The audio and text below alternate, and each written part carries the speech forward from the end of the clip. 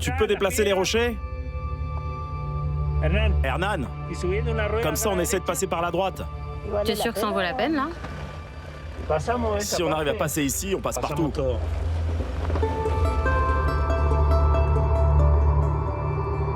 Pour atteindre le Portillo Argentino, ces scientifiques défient les éléments. À 4200 mètres d'altitude, ce glacier rocheux, un mélange de pierre et de glace, est sous surveillance.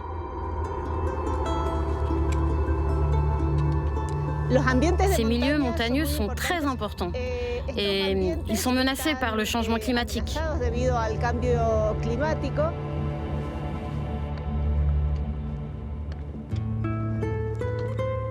Des heures d'expédition dans un environnement extrême. On a fabriqué une foreuse à percussion et on l'a transportée jusqu'ici. On a percé sur 5 mètres. Ça nous permet de connaître l'état de santé de ce glacier. Regardez, on les voit. J'ai 1, 2, 3, 4, 5 capteurs. Ils sont tous là.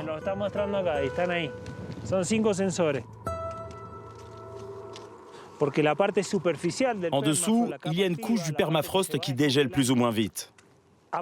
Et c'est elle qui fournit l'eau qui s'infiltre puis coule dans les rivières, vers les populations et les agriculteurs. Mais leur mission est aujourd'hui remise en question. Une loi protégeait les glaciers depuis plus de 15 ans. En avril 2026, elle est modifiée par les autorités. Ces scientifiques deviennent la cible de campagnes de désinformation. Beaucoup de fake news ont circulé. Nous ne savons pas si elles étaient dues à de la désinformation ou si c'était carrément de la malveillance.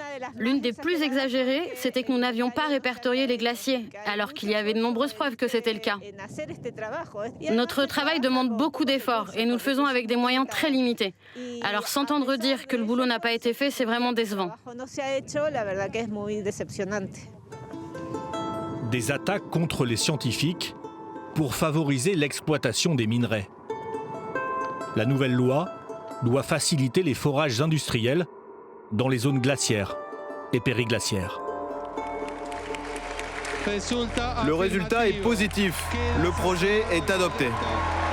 L'extraction minière va se déployer sur toute la cordillère des Andes et cela va créer des milliers d'emplois. Cuivre, argent, lithium, le président d'extrême droite espère tripler ses exportations d'ici 2030. C'est une attaque à la vie. Ils mettent la priorité sur tout ce qui concerne l'économie.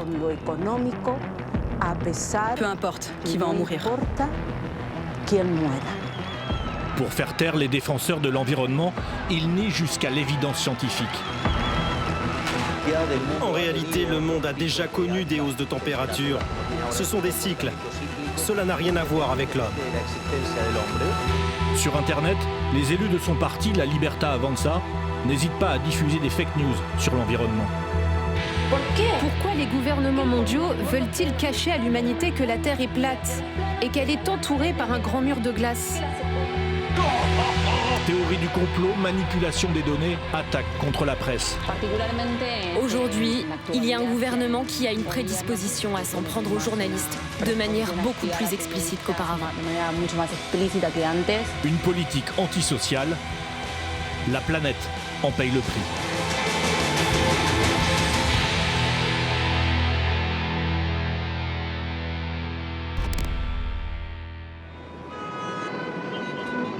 Buenos Aires. Ahora, hablamos en términos generales en cuanto a las condiciones de tiempo. Pero en el caso de Buenos Aires... À Buenos Aires, il n'y a plus de saison. On s'inquiète parce qu'on a des chaleurs excessives, puis des températures très froides. que irán en ascenso. Esto es porque continúa el viento soplando al norte. Le climat en Argentine a beaucoup changé, non? Avant, il n'y avait pas autant de vent. Et beaucoup de pluie. Oui, il pleut beaucoup. Pour bien s'informer sur les inondations, les incendies, les canicules, il existe un service météo national.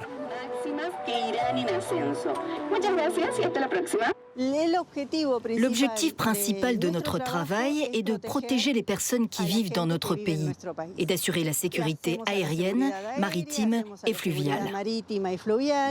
Mission quasi impossible sous la présidence Milei. Selon les syndicats, le budget de l'institution a baissé de moitié. Et surtout, la censure s'installe jusque dans les rapports officiels. Ce document contient les conclusions de nos chercheurs sur la situation climatique au cours d'une année. Sauf qu'on a eu un ordre selon lequel nous ne pouvons plus parler de changement climatique. C'était une consigne orale, il n'y a pas de traces écrites. Voyez, je vais vous montrer des exemples. Entre le rapport de 2023, avant l'élection de Javier Milei, et celui de 2025, les termes employés n'ont plus rien à voir. En 2023, le service météo mentionnait par exemple les gaz à effet de serre, qui sont des gaz causés par l'activité humaine. Et là, en 2025, les gaz à effet de serre ont cessé d'être mentionnés dans les titres. Et l'introduction du rapport ne contient plus le mot changement climatique. C'est de la désinformation, alors que nous avons tous besoin d'être mieux éduqués sur le sujet pour maintenir la planète en bon état. C'est un mensonge en fait.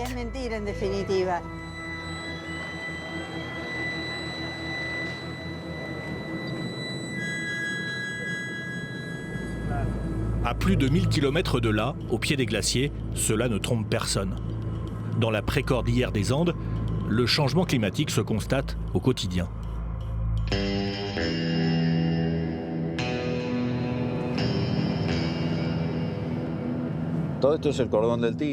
Toute cette chaîne s'appelle le cordon du Tigre. Tout ça, c'est la réserve d'eau de la ville d'Uspallata. Federico est guide de montagne et militant écologiste.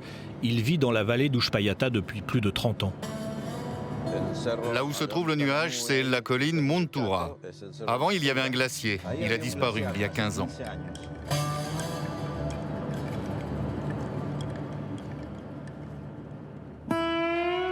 Avec son télescope, il observe non pas les étoiles, mais ce qui, selon lui, menace son avenir.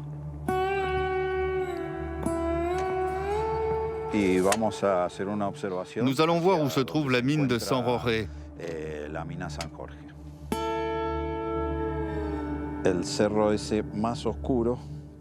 C'est la colline la plus sombre sur la partie plate. C'est là que se trouve la mine. Un terrain privé, inaccessible, de plusieurs dizaines de milliers d'hectares, au beau milieu de la plaine d'Uspallata. Leur plan, c'est d'éliminer la colline, de l'enlever et de faire un puits à cet endroit. La terre excavée deviendra alors une décharge de gravats.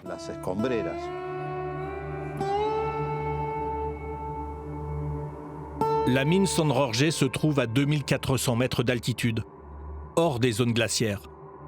Mais elle incarne la stratégie de Javier Milei, priorité à l'exploitation minière. Les autorités de la province, proches du président, viennent donc de valider l'étude d'impact environnemental en décembre dernier. Un feu vert que le directeur Fabián Gregorio attendait depuis 18 ans. Ce que nous voyons là-haut sur le sommet, ce sont les oxydes de cuivre. L'objectif de la mine est d'atteindre une production annuelle de 40 000 tonnes par an de concentré de cuivre. Non, vous ne pouvez pas passer. Pourquoi? Non, pour des raisons de sécurité, vous ne pouvez pas. Mais seulement 5 minutes, c'est pour faire des images. Non, impossible. À quelques dizaines de mètres, l'eau coule à flot pour permettre les premières perforations du sol. Une fois que nous aurons terminé cette campagne de forage, nous entrerons dans la phase de construction de l'usine de cuivre. Elle va s'étendre sur environ 800 à 1000 mètres avec une forme ovale.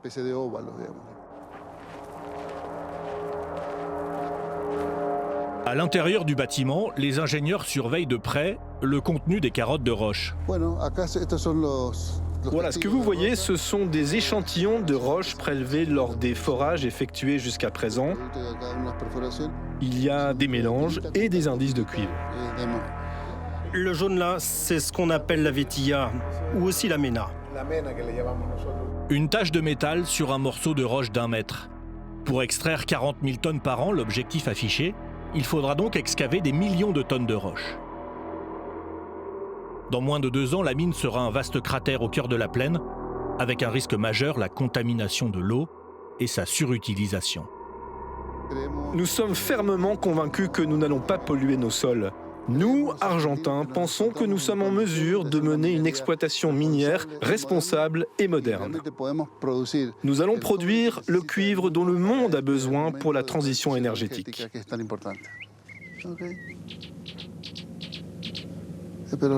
Qu'est-ce que tu en dis? J'ai été bon? Oui, très. Vous avez été très clair.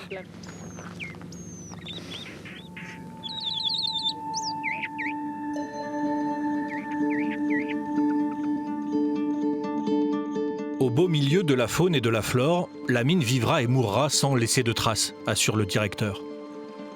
Mais pour ses opposants, parler d'exploitation propre est un mensonge. Dans cette vallée aride, cela fait déjà des siècles que les habitants surveillent de près les ressources.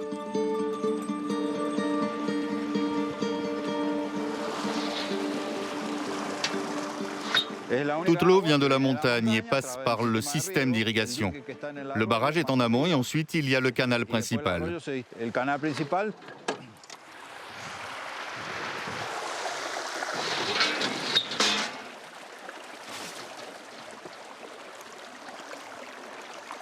La pollution environnementale qui va venir de la mine peut se propager par l'air sous forme de particules fines. Elle peut également atteindre la nappe phréatique, l'eau d'irrigation elle-même ou encore se déposer sur les glaciers après avoir été transportée par le vent. Il existe de nombreuses façons dont la pollution peut nous atteindre. Nous sommes faits d'eau, donc le fait que l'eau soit pure signifie que nous sommes également en bonne santé.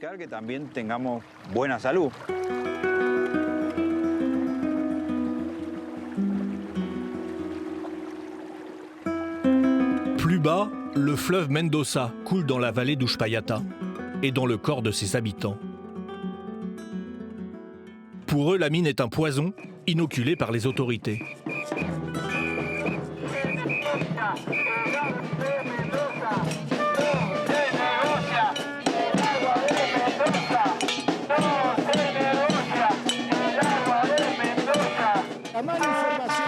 Ils font de la désinformation, parce que quand il n'y aura plus de cuivre, ils partiront et ne laisseront rien ou presque dans la province.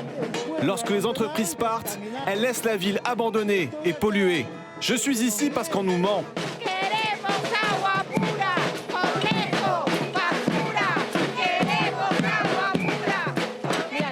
On connaît bien l'exemple de la province voisine, celle de San Juan. Elle n'a pas connu la prospérité promise par l'industrie minière et à cause de ça, elle a perdu son mode d'exploitation agricole.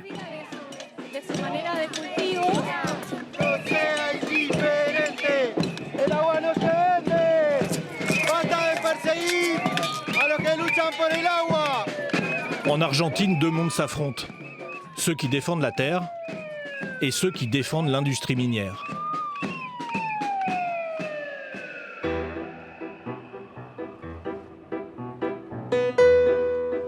Retour à Buenos Aires, la capitale. C'est vendredi soir, les Argentins sont de sortie.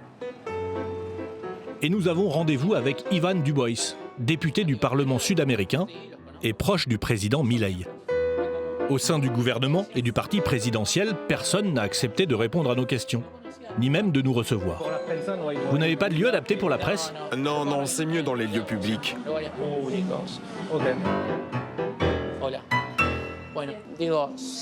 Sans l'industrie extractive, sans les mégamines, nous n'aurions pas le niveau de vie que nous avons aujourd'hui au niveau général. Il y a 400 ans, l'eau était pure, l'air était pur, on mangeait du gibier, tout était bio, et 50% des humains mouraient à l'âge de 30 ans. Je vous dis juste que notre niveau de vie et le développement humain ont leurs avantages et leurs conséquences. Vous parlez du président Javier Milei, il a dit que le changement climatique n'existait pas en tant que tel dû à l'activité humaine. Vous êtes toujours sur cette position-là? Ce que je peux vous dire, c'est que le changement climatique mesuré en termes de capacité de dioxyde de carbone généré par l'homme est une tendance qui n'est pas scientifiquement prouvée. Des propos qui vont à l'encontre du consensus scientifique, et ce n'est pas un cas isolé. Certains journalistes passent désormais leur temps à corriger les propos des autorités. Bienvenue à notre conférence de rédaction.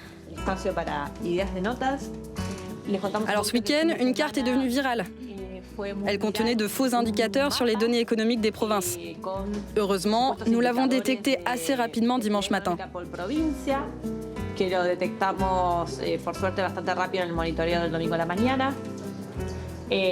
Le graphique a été partagé 14 fois par Javier Milei.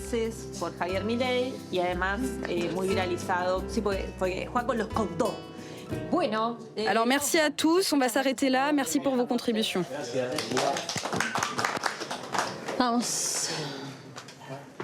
Il y a beaucoup de désinformation. Ce que nous faisons à Chequeado, c'est rechercher des données pour pouvoir contrer ces affirmations. Depuis février 2026, une page ouverte par la présidence a même fait son apparition sur les réseaux sociaux. Un bureau de la réponse officielle, créé pour discréditer les journalistes. Et Chequeado a été visé à plusieurs reprises. Le problème, c'est que la plupart du temps, ce service n'apporte pas de contenu vérifié et il génère encore plus de désinformation. Nous voyons qu'il y a un conflit d'intérêts. Historiquement, la vérification des faits est née pour exiger des gouvernements, des pouvoirs en place, qu'ils rendent des comptes. Par conséquent, si c'est le gouvernement lui-même qui procède à la vérification des faits, il y a conflit d'intérêts, car il ne peut pas être impartial.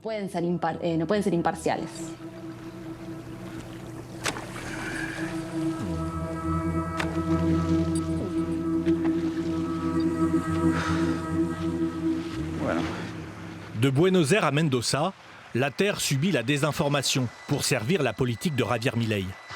Priorité à l'industrie extractive, peu importe les conséquences environnementales. À l'autre bout du pays, la Patagonie souffre elle aussi. Dans cette région du sud de l'Argentine, c'est l'histoire d'une forêt surchauffée, d'une criminalisation infondée et de cas de désinformation majeure.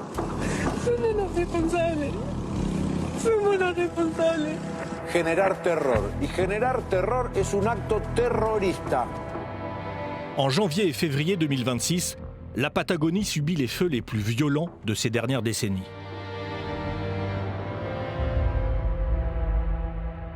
Des dizaines de milliers d'hectares de forêt disparaissent, un désastre écologique encore aujourd'hui très visible. Autour d'Epugén, El Hoyo, Cholila, un environnement ravagé, raconté par les plus proches témoins.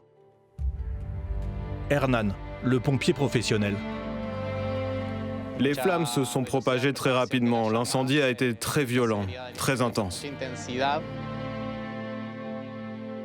Carlos, le procureur en charge de l'enquête. Vous dites que le feu a été intentionnel ? Et Rocio, une habitante désemparée, à la fois victime et accusée. J'ai de la peine, beaucoup de peine.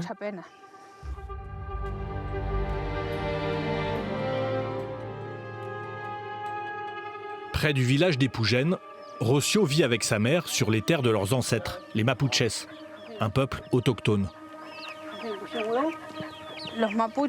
Nous, les Mapuches, nous prenons soin de la terre, nous prenons soin des arbres, de l'eau. Nous fabriquons des médicaments à partir de la même terre, du même endroit. Et peut-être que ces choses ne sont pas si faciles à comprendre ou à saisir. Les gens disent parfois que nous sommes à moitié fous. Je ne sais pas comment ils nous voient. Après le feu, seule une petite maison, celle de la maman, a été reconstruite, mais sans les besoins de base. Il faudrait avoir de la lumière maintenant. Les autres, ils ont tout le confort. C'est l'électricité le plus important. Si la petite veut étudier, il lui faut un ordinateur. Et on ne peut pas acheter de nourriture et la ranger dans le réfrigérateur parce qu'elle pourrit.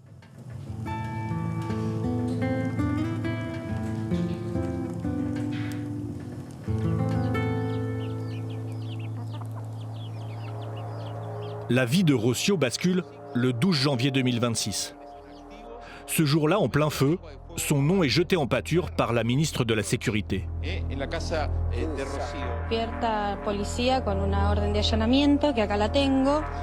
Comme d'autres Mapuches, elle est suspectée d'avoir provoqué l'incendie.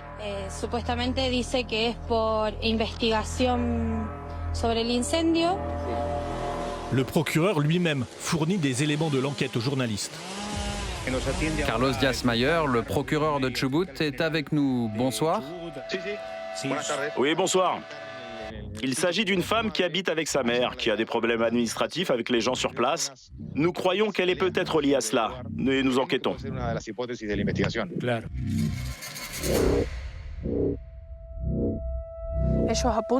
Ils ciblent les Mapuches. Ils m'ont perquisitionné à 10 h et ont quitté ma maison à 14 h. À 18 h, ils se sont assis pour tenir une conférence de presse alors qu'ils n'avaient mené aucune enquête, rien.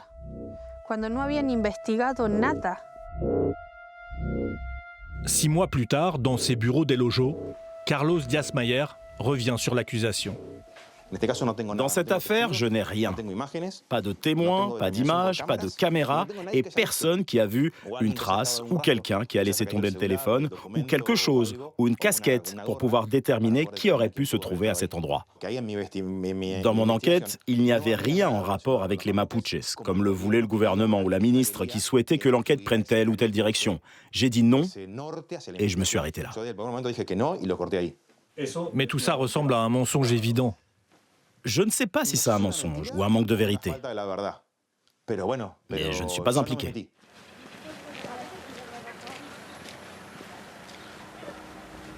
Les autorités peuvent se dédouaner, mais les mensonges ont déjà condamné Rocio socialement. Elle n'est pas reconnue comme victime. Avec son mari, elle s'est installée dans une cabane, épargnée par le feu. Ça, c'est notre chambre. On dort là pour le moment. Maintenant, vous voyez, c'est vraiment le chaos. Il y a eu beaucoup d'autres choses à faire. C'est un miracle que cette cabane ait survécu, parce que c'est du vieux bois. Avec la chaleur qu'il y avait à cause du feu, elle aurait pu brûler. Mais heureusement, on a pu rester ici.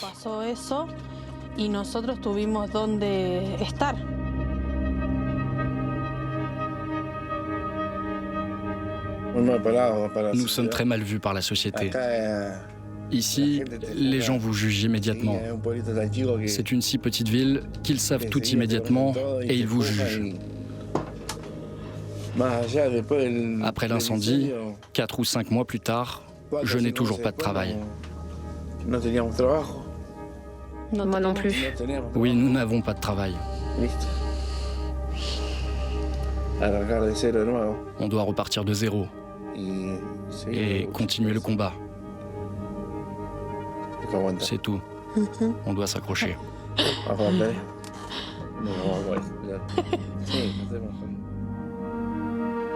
Alors pourquoi les autorités ont-elles absolument voulu trouver une coupable ?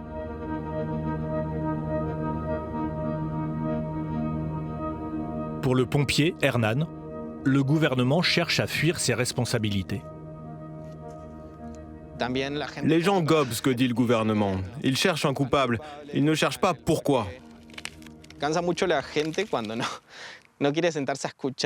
Les gens ne veulent pas s'asseoir et écouter ce qui se passe et pourquoi ça se passe.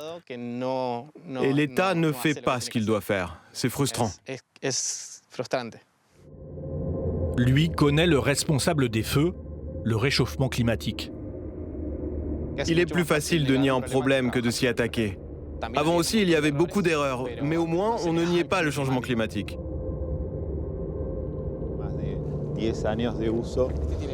Dans sa caserne avec son chef, il constate chaque jour le manque de moyens. Celui-là non plus, il n'est pas réparé? Ouais, il y a un problème de radiateur.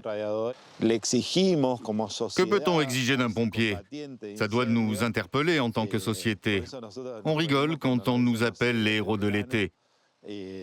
On se dit que c'est fou. Des types travaillent 12 heures par jour pour un salaire qui est en dessous du seuil de pauvreté. C'est là que l'abandon se fait sentir. Pour sensibiliser sur les réseaux sociaux, Hernan partage ses difficultés avec ses 11 000 abonnés. Il devrait y avoir de nouveaux vêtements à chaque saison. Et il y a de l'argent pour ça, pour les acheter.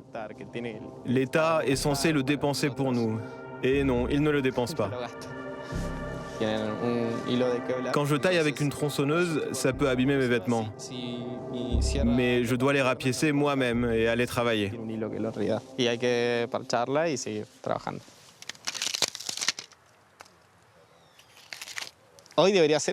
Aujourd'hui, il devrait y avoir de la pluie et de la neige. Il n'y a ni pluie ni neige.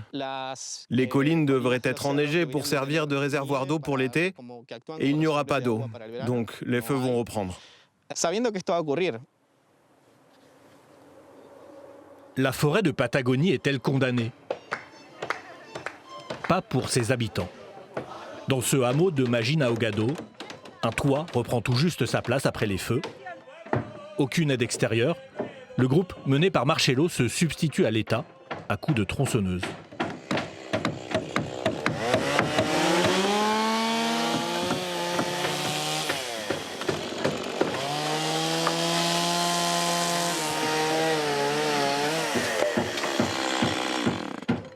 Une vraie, pas celle du président Javier Milei. Il utilise la tronçonneuse. Mais ce qu'il coupe, ce sont les droits des gens et l'amour qu'ils ont les uns pour les autres. Dans son discours, il dit que ce qu'il fait est bénéfique. Mais bénéfique pour qui? Quand on profite à 2% et qu'on nuit à 98, je pense que c'est mal.